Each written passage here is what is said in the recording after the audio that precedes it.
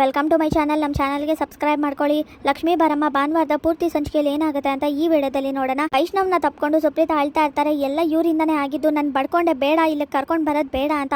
ಆದರೂ ಕೂಡ ಇಲ್ಲಿ ಕರ್ಕೊಂಡು ಬಂದು ಲಕ್ಷ್ಮಿನ ಕೊನೆಗೂ ಎಲ್ಲರಿಂದ ದೂರ ಕಳಿಸ್ಬಿಟ್ರಲ್ವಾ. ಈಗ ನೆಮ್ಮದಿ ಆಯ್ತಾ? ಮೊದಲು ಕೀರ್ತಿ, ಈಗ ಲಕ್ಷ್ಮಿ.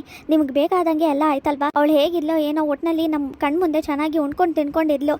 ಆದರೆ ಇಲ್ಲಿ ಕರ್ಕೊಂಡು ಬಂದು ಅವಳನ್ನೇ ನಾಶ ಮಾಡಿಬಿಟ್ರಿ ನೀವು. ನಮ್ಮೆಲ್ಲರಿಂದ ದೂರ ಮಾಡಿಬಿಟ್ರಿ. ನಾಚಿಕೆ ಆಗಬೇಕು. ಈಗ ಗೊತ್ತಾಗ್ತಿದೆ ಅಷ್ಟು ಕಾಳಜಿ ವಹಿಸಿ ಯಾಕೆ ಲಕ್ಷ್ಮಿನ ಇಲ್ಲಿ ಕರ್ಕೊಂಡು ಬಂದ್ರಿ ಅಂತ. ಈಗ ನೆಮ್ಮದಿ ಆಯ್ತಲ್ವಾ? ಮನೆಗೆ ಹೋಗಿ ಒಂದು ಬಟ್ಲು ಹಾಲು ಕುಡೀರಿ ಅಂತ ಕೋಪ ಮಾಡಿಕೊಂಡು ಸುಪ್ರೀತಾ ಹೇಳಿದ ತಕ್ಷಣ, ಸುಪ್ರೀತಾ ಏನು ಮಾತಾಡ್ತಿದ್ಯಾ? ನಾನು ಯಾಕೆ ಈ ಥರ ಮಾಡಲಿ? ಅಲ್ಲ, ಲಕ್ಷ್ಮಿ ಇಲ್ಲಿಗೆ ಬರ್ತಾಳೆ ಅಂತ ನನಗೆ ಗೊತ್ತಿತ್ತು ಅಂತ ಕೋಪ ಮಾಡಿಕೊಂಡು ಕಾವೇರಿ ಅಳ್ತಾ ಇರ್ತಾರೆ. ಆಗ ಯಾಕೆಲ್ಲರೂ ಈ ಥರ ಆಡ್ತಿದ್ರಾ? ಮಹಾಲಕ್ಷ್ಮಿಗೆ ಏನೂ ಆಗಿಲ್ಲ, ಯಾಕೆಲ್ಲರೂ ಅಳ್ತಾ ಇದ್ದೀರಾ? ಸುಮ್ಮನೆ ಇರಿ ಅಂತ ವೈಷ್ಣವ್ ಹೇಳ್ತಾನೆ. ಆಗ ಅಲ್ಲ, ನನಗೆ ಯಾಕೋ ಡಾಕ್ಟರ್ ಹೇಳಿದ್ದು ನಿಜ ಅನ್ನಿಸ್ತಿದೆ ಅಂತ ಸುಪ್ರೀತಾ ಹೇಳಿದಾಗ, ಏನು ಹೇಳಿದ್ರು ಡಾಕ್ಟರ್ ಅಂತ ಕೃಷ್ಣ ಕೇಳ್ತಾರೆ. ಅದು ಡಾಕ್ಟರ್ ಹೇಳಿದ್ರು, ಲಕ್ಷ್ಮಿ ರಾವಣನ ಗೊಂಬೆ ಒಳಗಡೆ ಅವಳು ರಾಣಿ ಗೊಂಬೆ ಇದೆ ಅಂತ ಅಂದ್ಕೊಂಡು ಒಳಗಡೆ ಹೋಗಿರ್ಬೋದು, ಅವಳು ಭ್ರಮೆ ಇರ್ಬೋದು. ಇದೆಲ್ಲ ಕೀರ್ತಿ ಹೇಗೆ ಬದುಕಿದ್ದಾರೆ ಅಂತ ಭ್ರಮೆಲಿದ್ಲೋ, ಹಾಗೆ ರಾಣಿ ಗೊಂಬೆನೂ ರಾವಣನ ಗೊಂಬೆ ಒಳಗಡೆ ಇದೆ ಅಂತ ಭ್ರಮೆ ಅನ್ಕೊಂಡು ಹೋಗಿದ್ದಾರೆ ಅಂತ ಹೇಳಿದ್ರು. ಹಾಗಂದ್ರೆ ನಮ್ಮ ಲಕ್ಷ್ಮಿ ಇಲ್ಲಿ ಬೂದಿ ಆಗೋಗಿದ್ದಾಳೆ ಅಂತ ಸುಪ್ರೀತಾ ಹೇಳಿದಾಗ, ಏನು ಹೇಳ್ತಿದ್ದೀರಾ? ಅಲ್ಲ, ಕೊನೆ ದಿನ ಅವರು ಮನೆಗೆ ಬಂದೇ ಬರ್ತೀನಿ ಅಂತ ಹೇಳಿದ್ರು. ಹಾಗೆ ಅವರು ಮನೇಲೇ ಇರ್ತಾರೆ. ಈ ನಾಟಕ ಮುಗ್ದಿದ ತಕ್ಷಣ ಮನೆಗೆ ಹೋಗೋಣ ಅಂತ ಕೂಡ ನನಗೆ ಮಾತು ಕೊಟ್ಟಿದ್ರು. ಅವ್ರು ಬಂದಿರ್ತಾರೆ, ನಾನು ಹೋಗಿ ಮನೇಲಿ ನೋಡ್ತೀನಿ ಅಂತ ವೈಷ್ಣವ್ ಹೇಳಿದಾಗ, ಏನು ಹೇಳ್ತಿದ್ಯಾ ವೈಷ್ಣವ್? ಸ್ವಲ್ಪ ಅರ್ಥ ಮಾಡ್ಕೊಂಡು, ನಿನ್ನ ಪರಿಸ್ಥಿತಿ ಹೇಗಿದೆ ಅಂತ ಗೊತ್ತು, ಆದರೆ ಏನು ಮಾಡೋಕ್ಕಾಗಲ್ಲ, ಸ್ವಲ್ಪ ಅರ್ಥ ಮಾಡ್ಕೊಂಡು ನೀನು ನಾವು ಹೇಳೋದನ್ನ ಅಂತ ಕೃಷ್ಣ ಮತ್ತು ಕಾವೇರಿ ಹೇಳ್ತಾರೆ. ಏನಪ್ಪ ಅರ್ಥ ಮಾಡ್ಕೊಳ್ಳೋದು? ಸುಮ್ಮನೆ ಏನೇನೋ ಮಾತಾಡಬೇಡಿ, ಮಹಾಲಕ್ಷ್ಮಿಗೆ ಏನೂ ಆಗಿರೋದಿಲ್ಲ, ಅವ್ರು ಮನೇಲೇ ಇರ್ತಾರೆ. ನನಗೆ ಗೊತ್ತು, ನಾನು ಮೊದಲು ಮನೆಗೆ ಹೋಗಬೇಕು, ಹಾಗೆ ನನ್ನ ಮಹಾಲಕ್ಷ್ಮಿನ ನೋಡಬೇಕು ಅಂತ ವೈಷ್ಣವ್ ಅಲ್ಲಿಂದ ಹೋಗ್ತಾನೆ. ಮನೆಗೆ ಹೋಗಿದ ತಕ್ಷಣ, ಮನೇಲಿ ಇವತ್ತು ದೇವಿ ಅಲಂಕಾರ ಮಾಡಬೇಕು, ಪೂಜೆ ಇದೆ, ನೀವು ನೋಡಿದ್ರೆ ಯಾಕೆಲ್ಲರೂ ಈ ಥರ ಕೂತಿದ್ದೀರಾ? ಮಹಾಲಕ್ಷ್ಮಿ ಬಂದರೆ ಹೂವೆಲ್ಲ ಬಾಡೋಗಿದೆ ಅಂತ ನನಗೆ ಸರಿಯಾಗಿ ಬೈತಾರೆ ಅಂತ ವೈಷ್ಣವ್ ಹೂವನ್ನೆಲ್ಲ ಚೇಂಜ್ ಮಾಡಿ ದೇವಿಗೆ ಅಲಂಕಾರ ಮಾಡ್ತಿರ್ತಾನೆ. ಇದೇನಿದು, ಬತ್ತಿ ಎಲ್ಲ ಆರೋಗಿದೆ, ನೀವು ಚೇಂಜ್ ಮಾಡಬಾರ್ದಾ? ಏನಜ್ಜಿ ನೀವು, ನಿಮಗೂ ಗೊತ್ತಾಗಲ್ವಾ? ಈ ಅಮ್ಮ ಎಲ್ಲೋದ್ರೂ ಒಂದು ಗೊತ್ತಾಗ್ತಿಲ್ವಲ್ಲ, ಎಲ್ಲ ಕಡೆ ಹುಡುಕ್ತಾ ಇದ್ದೀನಿ, ಕಾಣಿಸ್ತಿಲ್ಲ. ಮಹಾಲಕ್ಷ್ಮಿ ಬರೋ ಅಷ್ಟರಲ್ಲಿ ನಾನು ಎಲ್ಲದನ್ನು ತಯಾರು ಮಾಡಿ ಇಟ್ಟಿರಬೇಕು, ಅವರೇ ಬಂದು ಮಂಗಳಾರತಿ ಮಾಡಬೇಕು ಅಂತ ವೈಷ್ಣವ್ ತಯಾರಿ ಮಾಡ್ಕೋತಾ ಇರ್ತಾನೆ. ಎಲ್ಲದನ್ನು ಕ್ಲೀನ್ ಮಾಡಬೇಕು ಅಂತ ಹೇಳಿದಾಗ ವೈಷ್ಣವ್, ಬೇಡ ಕಣೋ, ಅರ್ಥ ಮಾಡ್ಕೊ ಅಂತ ಅಜ್ಜಿ ಹೇಳ್ತಾರೆ. ಇದೇನಜ್ಜಿ ಬೇಡ ಅಂತಿದ್ದೀರಾ? ಅಲ್ಲ, ಪೂಜೆನ ಯಾರಾದರೂ ನಿಲ್ಸೋಕ್ಕಾಗತ್ತಾ?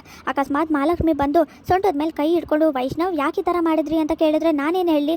ಅದಕ್ಕೆ ಅವ್ರು ಬರೋ ಅಷ್ಟರಲ್ಲಿ ಎಲ್ಲನೂ ತಯಾರು ಮಾಡ್ಕೋತೀನಿ ಅಂತ ವೈಷ್ಣವ್ ದೀಪ ಹಚ್ಚೋಕ್ಕೆ ಅಂತ ಹೋಗ್ತಾನೆ. ಆಗ ಬೇಡ ಕಣೋ, ಹಚ್ಚಬಾರ್ದು, ಈ ಮನೇಲಿ ಇವತ್ತು ದೀಪ ಹಚ್ಚಬಾರ್ದು ಅಂತ ಅಜ್ಜಿ ಹೇಳ್ತಾರೆ. ಏನಜ್ಜಿ ಹೇಳ್ತಿದ್ದೀರಾ? ಪೂಜೆ ಮಾಡಬಾರ್ದು ಅಂದರೆ ಏನು? ಅಲ್ಲ, ಪೂಜೆ ಯಾಕೆ ಮಾಡಬಾರ್ದು? ನೀವು ನೋಡಿದ್ರೆ ಏನೇನೋ ಮಾತಾಡಬೇಡಿ, ಬಿಡಿ ನನ್ನ ಕೈನ ಅಂತ ಹೇಳ್ತಾರೆ. ಬೇಡ ಕಣೋ, ಸಾವಿನ ಮನೇಲಿ ದೀಪ ಹಚ್ಚಬಾರ್ದು ಅಂತ ಅಜ್ಜಿ ಹೇಳಿದಾಗ, ಏನು ಹೇಳ್ತಿದ್ದೀರಾ? ಸಾವಿನ ಮನೆನಾ? ಯಾರು ಸತ್ತಿದ್ದಾರೆ ಅಂತ ವೈಷ್ಣವ್ ಹೇಳಿದಾಗ, ಇದೇನೋ ನಿನ್ನೆ ರಾತ್ರಿ ಲಕ್ಷ್ಮಿ ಬೂದಿಯಾಗಿ ನೀನೇ ನೋಡಿಲ್ವೇನೋ ಅಂತ ಹೇಳ್ತಾರೆ. ಆಗ ಅಜ್ಜಿ ಏನು ಮಾತಾಡ್ತಿದ್ದೀರಾ? ನಿನ್ನೆ ರಾತ್ರಿಯಿಂದ ಹೀಗೆ ಆಡ್ತಿದ್ದೀರಲ್ಲ, ಏನಾಗಿದೆ ನಿಮಗೆ? ಅಲ್ಲ, ಮಹಾಲಕ್ಷ್ಮಿಗೆ ಏನೂ ಆಗಿಲ್ಲ, ಅವ್ರು ಬಂದೇ ಬರ್ತಾರೆ ಅಂತ ಹೇಳ್ತಾ ಇದ್ರು, ಈ ಥರ ಆಡ್ತಿದ್ದೀರಲ್ಲ, ಸುಮ್ಮನೆ ಏನೇನೋ ಮಾತಾಡಬೇಡಿ, ಬಿಡಿ ನನ್ನ ಕೈನ ಅಂತ ವೈಷ್ಣವ್ ಕೂಗಾಡ್ತಾ ಇರ್ತಾನೆ. ಆಗ ವೈಷ್ಣವ್ ಯಾಕೆ ಈ ಥರ ಆಡ್ತಿದ್ದಾನೆ, ಒಳ್ಳೆ ಹುಚ್ಚಿನ ರೀತಿ ಆಡ್ತಿದ್ದಾನೆ, ಇದನ್ನೆಲ್ಲ ನೋಡಿದ್ರೆ ನಂಗೆ ನಿಜವಾಗ್ಲೂ ತಡ್ಕೊಳಕ್ಕಾಗ್ತಿಲ್ಲ ಅಂತ ಕೃಷ್ಣ, ಅಜ್ಜಿ ಹಾಗೆ ಸುಪ್ರೀತಾ ಎಲ್ಲರೂ ಅಳ್ತಾ ಇರ್ತಾರೆ. ಈ ಗಂಗಕ್ಕ ಎಲ್ಲೋದ್ರು ಪ್ರಸಾದ ಮಾಡೋಕ್ಕೆ ಅಂತ ಅವ್ರನ್ನ ಕರೆಯೋಣ ಅಂದರೆ ಎಲ್ಲೂ ಕಾಣಿಸ್ತಿಲ್ವಲ್ಲ ಅಂತ ಗಂಗನ್ನ ಹುಡ್ಕೊಂಡು ಹೋಗ್ತಾರೆ. ಆಗ ಗಂಗಾ ಅಳ್ತಾ ಕೂತಿರ್ತಾರೆ. ಗಂಗನ ಪಾತ್ರ ಕೂಡ ಬದಲಾಗಿರುತ್ತೆ. ಗಂಗಕ್ಕ, ನೀವೇನು ಮಾಡ್ತಿದ್ದೀರಾ ಇಲ್ಲಿ? ಅಲ್ಲ, ನಿಮ್ಮನ್ನ ನೋಡಿದ್ರೆ ಅಲ್ಲೆಲ್ಲ ಹುಡ್ಕಾಡ್ತಾ ಇದ್ದೀನಿ, ನೀವು ನೋಡಿದ್ರೆ ಇಲ್ಲಿ ಕೂತಿದ್ದೀರಲ್ಲ. ಮಹಾಲಕ್ಷ್ಮಿ ಬರೋ ಅಷ್ಟರಲ್ಲಿ ನಾವು ಹೋಗಿ ಬೇಗ ಸೀರೆ ತೊಗೊಂಡು ಬರಬೇಕು, ದೇವಿಗೆ ಸೀರೆ ತಂದಿಲ್ಲ ಅಂದರೆ ಅವ್ರು ಕೋಪ ಮಾಡ್ಕೋತಾರೆ, ಇನ್ನೂ ಎಷ್ಟೆಲ್ಲ ತಯಾರಿ ಮಾಡ್ಕೋಬೇಕು, ಬನ್ನಿ ಹೋಗೋಣ, ನನಗೆ ಎಷ್ಟೆಲ್ಲ ಹೆಲ್ಪ್ ಮಾಡಿದ್ದೀರಾ ನೀವು, ಈ ಸಮಯದಲ್ಲಿ ನೀವು ಕೈ ಕೊಟ್ಬಿಟ್ರೆ ನಂಗೆ ಸೆಲೆಕ್ಟ್ ಮಾಡೋಕ್ಕೆ ಬೇರೆ ಬರಲ್ಲ, ಬನ್ನಿ ಹೋಗೋಣ ಅಂತ ವೈಷ್ಣವ್ ಹೇಳ್ತಾನೆ. ವೈಷ್ಣವಣ್ಣ, ಯಾಕೆ ಈ ಥರ ಆಡ್ತೀರಾ? ನಿಮಗೆ ಗೊತ್ತಲ್ವಾ? ಅಲ್ಲ, ನಾವು ಪೂಜೆ ಮಾಡಬಾರ್ದು, ಸತ್ತಿರೋ ಮನೇಲಿ, ದಯವಿಟ್ಟು ಅರ್ಥ ಮಾಡ್ಕೊಳ್ಳಿ. ಹಾಗೆಯೇ ಲಕ್ಷ್ಮಕ್ಕ ಇನ್ನೂ ವಾಪಸ್ ಬರೋದಿಲ್ಲ, ನಿನ್ನೆ ನೋಡಿದ್ರಿ ತಾನೇ ನೀವೇ ಅಂತ ಹೇಳಿದಾಗ, ಯಾಕೆಲ್ಲರೂ ನೆನ್ನೆ ಅಂತ ಹೇಳ್ತಿದ್ದೀರಾ? ನೆನ್ನೆ ಏನೂ ಆಗಿಲ್ಲ, ಸುಮ್ಮನೆ ಏನೇನೋ ಮಾತಾಡಬೇಡಿ, ಮಹಾಲಕ್ಷ್ಮಿ ಆದಷ್ಟು ಬೇಗ ಬಂದುಬಿಡ್ತಾರೆ, ರಾತ್ರಿ ಎಷ್ಟರಲ್ಲಿ ಬರ್ತಾರೆ, ಬನ್ನಿ ಹೋಗೋಣ ಅಂದಾಗ, ಸರಿ ಆಯಿತು, ಲಕ್ಷ್ಮಕ್ಕ ಇದ್ದಾರೆ ಅಂತಲೇ ಅಂದ್ಕೊಳ್ಳೋಣ, ಸರಿ ಎಲ್ಲಿದ್ದಾರೆ ಅಂತ ತೋರಿಸಿ ಅಂತ ಇಲ್ಲಿ ಗಂಗಾ ಕೇಳಿದಾಗ, ಅವರು ಬರ್ತಾರೆ, ಅವರು ನನಗೆ ಸರ್ಪ್ರೈಸ್ ಕೊಡಬೇಕು ಅಂತ ಬಚ್ಚಿಟ್ಕೊಂಡಿದ್ದಾರೆ, ಅವ್ರು ನನಗೆ ಮಾತು ಕೊಟ್ಟಾಗೆ ಮಹಾಮಂಗಳಾರತಿಗೆ ಬಂದು ಅವರೇ ಪೂಜೆ ಮಾಡ್ತಾರೆ, ನೋಡ್ತಾ ಇರಿ, ಬನ್ನಿ ಹೋಗೋಣ, ಎಲ್ಲ ತಯಾರಿ ಮಾಡ್ಕೊಳ್ಳೋಣ, ಆದಷ್ಟು ಬೇಗ ನೀವು ಕೆಳಗಡೆ ಬಂದು ಪ್ರಸಾದ ಮಾಡಿ, ಲಕ್ಷ್ಮಿ ಬಂದೇ ಬರ್ತಾರೆ ಅಂತ ವೈಷ್ಣವ್ ಹೋಗಿ ಹೇಳ್ತಾನೆ. ಇದೇನಿದು, ವೈಷ್ಣವಣ್ಣ ಹುಚ್ಚಿನ ರೀತಿ ಆಡ್ತಿದ್ದಾರೆ, ಏನು ಮಾಡೋದು ಅಂತ ಟೆನ್ಷನ್ ಮಾಡ್ಕೊಂಡಿರ್ತಾರೆ ಗಂಗಾ. ಕಾವೇರಿ ಅವ್ರ ಅತ್ತೆ ಸಮಾಧಿ ಹತ್ರ ಹೋಗಿ, ಏನತ್ತೆ ಇದಕ್ಕಿದಾಗೆ ಬಂದು ಪೂಜೆ ಮಾಡ್ತಿದ್ದೀನಿ ಅಂತ ಯೋಚನೆ ಮಾಡ್ತಿದ್ದೀರಾ? ಯೋಚನೆ ಮಾಡಲೇಬೇಕು, ಯಾಕಂದರೆ ಇವತ್ತು ನಾನು ತುಂಬ ಖುಷಿಯಾಗಿದ್ದೀನಿ, ಇಷ್ಟು ದಿವಸ ಬಂದು ತೊಂದರೆ ಕೊಡ್ತಾ ಇದ್ರಿ, ಕಾಣಿಸ್ಕೊಂಡು ನಿನ್ನ ಮಗ ನಿನ್ನ ಹಿಡಿತದಲ್ಲಿ ಇರಲ್ಲ, ಹೊರಟೋಗ್ತಾರೆ, ಹಾಗೆ ಹೀಗೆ ಅಂತ, ಮತ್ತು ನೀವ್ಯಾಕೆ ಇವತ್ತು ಬಂದಿಲ್ಲ? ನನಗೆ ಗೊತ್ತು ಇವತ್ತು ನೀವು ಬರೋದು ಇಲ್ಲ ಅಂತ. ಯಾಕೆ ಗೊತ್ತಾ?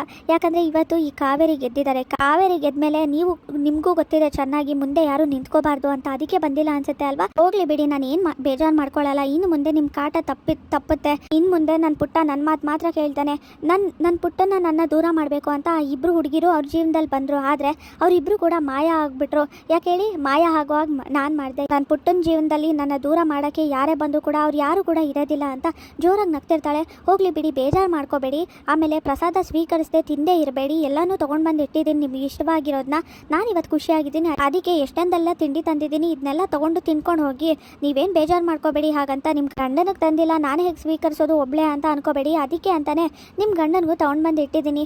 ಮಾವನಿಗೆ ಅತ್ತೆಗೆ ಇಬ್ರಿಗೂ ಅಡುಗೆ ಮಾಡಿ ತೊಗೊಂಡು ಬಂದಿದ್ದೀನಿ, ಚೆನ್ನಾಗಿ ತಿನ್ನಿ ಅಂತ ಅಂದ್ಕೊಂಡು ಕಾವೇರಿ ಮಾತಾಡ್ತಿರ್ತಾಳೆ. ಅಷ್ಟರಲ್ಲಿ ನಾನಿಲ್ಲಿಗೆ ಹೋಗಿದ್ದೀನಿ ಆಂಟಿ, ನಾನು ಇಲ್ಲೇ ಇದ್ದೀನಲ್ಲ, ನಾವು ಲಾಸ್ಟ್ ಭೇಟಿಯಾಗಿದ್ದು ಯಾವಾಗ ಅಂತ ನೆನಪಿದ್ಯಾ ಅಂತ ಕೀರ್ತಿ ಹೇಳಿದ ತಕ್ಷಣ ಕಾವೇರಿ ನೋಡಿದಾಗ ಶಾಕ್ ಆಗುತ್ತೆ. ಕೀರ್ತಿ ನೀನಾ ಅಂದಾಗ, ಹೌದಾ ಆಂಟಿ, ಯಾಕೆ ನನ್ನ ಮರ್ತು ಬಿಟ್ರಾ? ನಾನೆಲ್ಲ ಹೋಗ್ತೇನೆ ನಿಮ್ಮನ್ನ ಬಿಟ್ಟು ನಾನು ಎಲ್ಲೂ ಹೋಗೋದಿಲ್ಲ ಅಂತ ಕೀರ್ತಿ ಹೇಳ್ತಾಳೆ. ಆಗ ಏನು ಕಾವೇರಿ, ಬರೋದು ಸ್ವಲ್ಪ ತಡ ಆಯಿತು, ಅದಕ್ಕೆ ಏನೇನೋ ಅನ್ಕೋಬಿಟ್ಟೆ ಅಲ್ವಾ?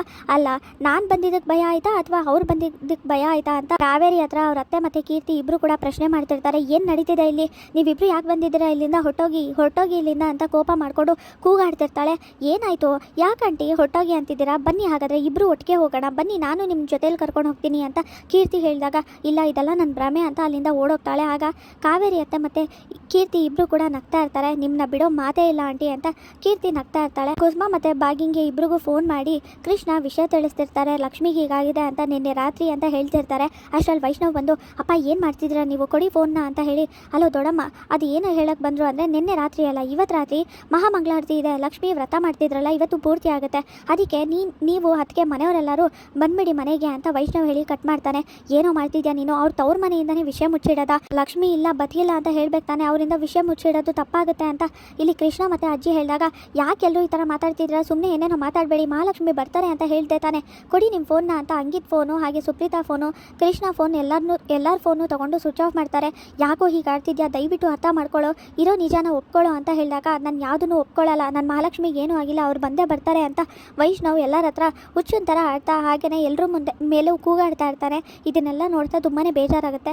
ಕಾವೇರಿ ವಾಪಸ್ ಮನೆಗೆ ಹೋಗ್ತಾ, ಇಲ್ಲ ಏನಾದರೂ ಮಾಡಲೇಬೇಕು, ಯಾವುದಾದ್ರೂ ದೊಡ್ಡ ಮಂತ್ರವಾದಿನ ಹುಡುಕಿ ಈ ಎರಡು ದೆವ್ವಗಳಿಗೂ ಏನಾದರೂ ಶಾಂತಿ ಮಾಡಿಸ್ಬೇಕು, ಇಲ್ಲ ಅಂದರೆ ನನಗೇನಾದ್ರು ಆಗ್ಬಿಡುತ್ತೆ ಅಂತ ಕಾವೇರಿ ಅಂದ್ಕೊಂಡು ಹೋಗ್ತಾ ಇರ್ಬೇಕಾದ್ರೆ ಕೀರ್ತಿ ಮುಂದೆ ಡ್ರಾಪ್ ಕೊಡಿ ಅಂತ ನಿಂತಿರ್ತಾಳೆ. ಅದನ್ನ ನೋಡಿ ಮತ್ತೆ ಇವಳು ಬಂದಿದ್ದಾಳೆ, ಇದೆಲ್ಲ ನನ್ನ ಭ್ರಮೆನೇ ಇರಬೇಕು, ಹೇಗೋ ಇವಳು ದೆವ್ವ ತಾನೆ, ಮತ್ತೆಲ್ಲಿ ಸಾಯ್ತಾಳೆ, ಏನಾದರೂ ಆಗಲಿ ಹೋಗ್ತಾ ಇರೋಣ ನನ್ನ ಪಾಡಿಗೆ ಅಂತ ಕಾವೇರಿ ಹೋಗ್ತಾ ಇರ್ತಾಳೆ. ಅಷ್ಟರಲ್ಲಿ ಮಧ್ಯ ಬೊಂಬೆ ಆಡ್ಸೋರು ಬಂದಿರ್ತಾರೆ. ನೀನು ಯಾಕೆ ಬಂದಿದ್ಯಾ, ನೀನು ಅಂದ್ಕೊಂಡಿರೋದು ನೀನು ಹೇಳೋದು ಯಾವುದು ನಡೆಯೋದಿಲ್ಲ, ನಾನು ಅಂದ್ಕೊಂಡಾಗೆ ಎಲ್ಲ ಆಗಿದೆ, ಆ ಇಬ್ಬರು ಹುಡುಗಿರು ನನ್ನ ಪುಟ್ಟನ ಜೀವನದಿಂದ ದೂರ ಹೋಗಿದ್ದಾರೆ, ಇನ್ನು ಮುಂದೆ ನನ್ನ ಪುಟ್ಟ ನನ್ನ ಮಾತು ಮಾತ್ರ ಕೇಳೋದು ಅಂತ ಅಂದ್ಕೊಂಡು ಒಂದೇ ಸಲ ಅದೇನು ಹೇಳಬೇಕು ಹೇಳಿಬಿಟ್ಟು ಹೋಗ್ತಾ ಇರೋ ದುಡ್ಡು ಇಸ್ಕೊಂಡು ಅಂತ ಕೋಪ ಮಾಡಿಕೊಂಡು ಕಾವೇರಿ ಹೋಗ್ತಾ ಇರ್ತಾರೆ.